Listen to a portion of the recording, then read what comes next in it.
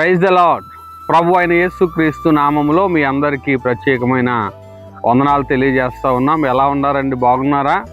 ప్రతిరోజు మంచి మంచి వాగ్దానాలతో మీతో దేవుని యొక్క మాటలు పంచుకోవడానికి దేవుడిచ్చినటువంటి ఈ గొప్ప అవకాశాన్ని బట్టి దేవుణ్ణి స్తుతిస్తూ మహిమపరుస్తూ ఉన్నాం.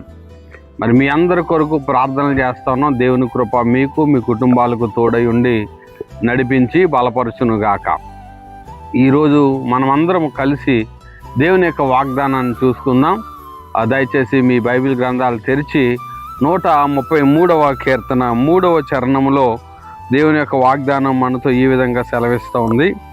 ఆశీర్వాదమును శాశ్వత జీవమును అచ్చట ఉండవలెనని యెహోవా సెలవిచ్చుచున్నాడు. ఎంత చక్కటి మంచి వాగ్దానాన్ని ప్రభువారు మనకిచ్చారో చూసారా? ఆశీర్వాదమును శాశ్వత జీవమును అచ్చట ఉండవలెనని ప్రభు కోరుకుంటూ ఉన్నాడు.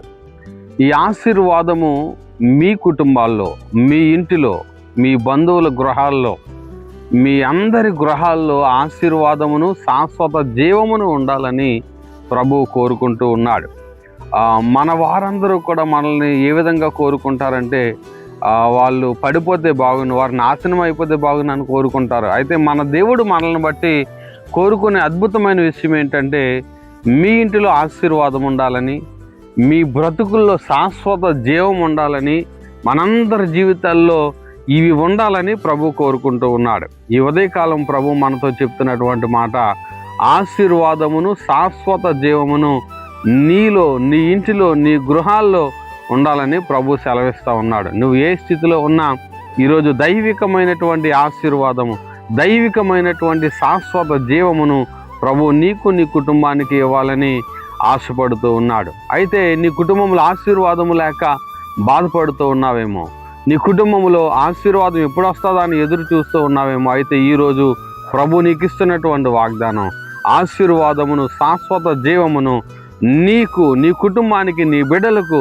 నీ వారందరికీ నీ ప్రభు ఇవ్వాలని ఆశపడుతూ ఉన్నాడు. కనుక దయచేసి మీరందరూ కూడా దేవుని మీద విశ్వాసం ఉంచండి. భయముతో, భక్తితో ఆయనను స్తుతించినప్పుడు, మహిమపరిచినప్పుడు ఈ ఆశీర్వాదమును శాశ్వత జీవమును తప్పగా నీకు, నీ కుటుంబానికి ప్రభు అనుగ్రహిస్తాడని ఈరోజు నేను మీకు తెలియజేస్తా ఉన్నాను.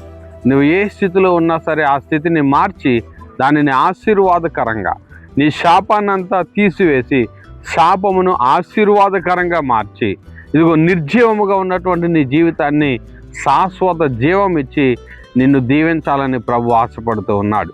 అందుచేత ఈ మాటలు ప్రభు దీవించి ఆశీర్వాదమును శాశ్వత జీవమును నీకు, నీ కుటుంబానికి నా ప్రభు అనుగ్రహించునుగాక. తలలు వంచండి, ప్రార్థన చేసుకుందాం. మహాపరిశుద్ధుడా, మా ప్రియ పరలోకపు తండ్రి, ఇదిగో వందనాలు, స్తోత్రాలు చెల్లిస్తూ ఉన్నాం. ఇదిగో తండ్రి, మా ప్రియులు ఎంతమంది అయితే ఈ వాగ్దానాన్ని వినుచూ ఉన్నారో వారందరి జీవితాల్లో నూతన శక్తి, నూతన బలమును మీరు అనుగ్రహించాలని ప్రార్థన చేస్తూ ఉన్నాం. ప్రతి ఒక్కరి జీవితంలో గొప్ప ఆశ్చర్యకరమైనటువంటి ఆశీర్వాదమును శాశ్వత జీవమును ప్రభువా మీరు నిండారుగా అనుగ్రహించాలని ప్రార్థన చేస్తూ మా బిడ్డలందరినీ మీ చేతులకే సమర్పిస్తూ యేసుక్రీస్తు శక్తి కలిగిన నామములో అడిగి వేడుకొనుచున్నాము తండ్రి, ఆమెన్. విన్నారు కదండి చక్కటి వాగ్దానం. ఈరోజు ప్రభు నీ కొరకు చక్కటి వాగ్దానాన్ని ప్రభు చేస్తున్నాడు.